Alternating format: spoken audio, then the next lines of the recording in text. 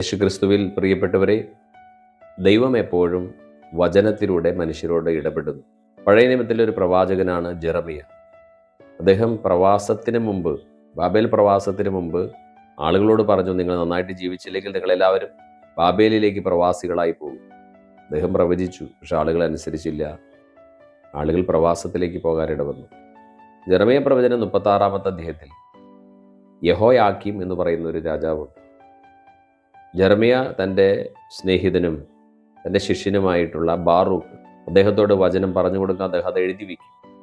അങ്ങനെ എഴുതി വെച്ച ആ ചുരുൾ, ദൈവവചനത്തിൻ്റെ ചുരുൾ, അന്നത്തെ രാജാവായ യഹോയാക്കീം അത് രാവിലെ നെരിപ്പോടിൻ്റെ അടുത്തിരുന്ന് തീ കാഞ്ഞുകൊണ്ടിരിക്കുമ്പോൾ ആ ചുരുൾ മുഴുവൻ കത്തി കൊണ്ട് മുറിച്ച് അടുപ്പിലിട്ട് കത്തിച്ചു കളഞ്ഞു. ദൈവവചനം കേട്ടാൽ മനസാന്തരപ്പെടുകയും ദൈവവഴികളിലേക്ക് തിരിയുകയും ചെയ്യേണ്ട മനുഷ്യർ ആ ദൈവവചനം കത്തിച്ചു കളഞ്ഞാലോ? യഹോയാക്കീം അദ്ദേഹത്തിന് തലമുറയിൽ പിന്നീട് രാജസിംഹാസനത്തിൽ അധികം കാലം, നീണ്ട കാലം വാഴാൻ മക്കൾക്കോ തലമുറകൾക്കോ സാധിച്ചില്ല എന്നുള്ളതാണ് സത്യം.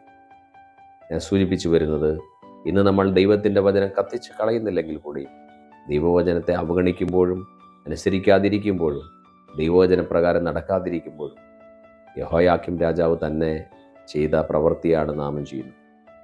സ്നേഹമുള്ളവരെ, വചനത്തിൻ്റെ പ്രാധാന്യം കൊടുക്കാം. വചനത്തിൻ്റെ വഴിയിലൂടെ നമുക്ക് മുന്നേറാം. അങ്ങനെ കർത്താവിനെ പ്രസാദിപ്പിച്ച് മുന്നിൽ ജീവിക്കാം. ആമേൻ.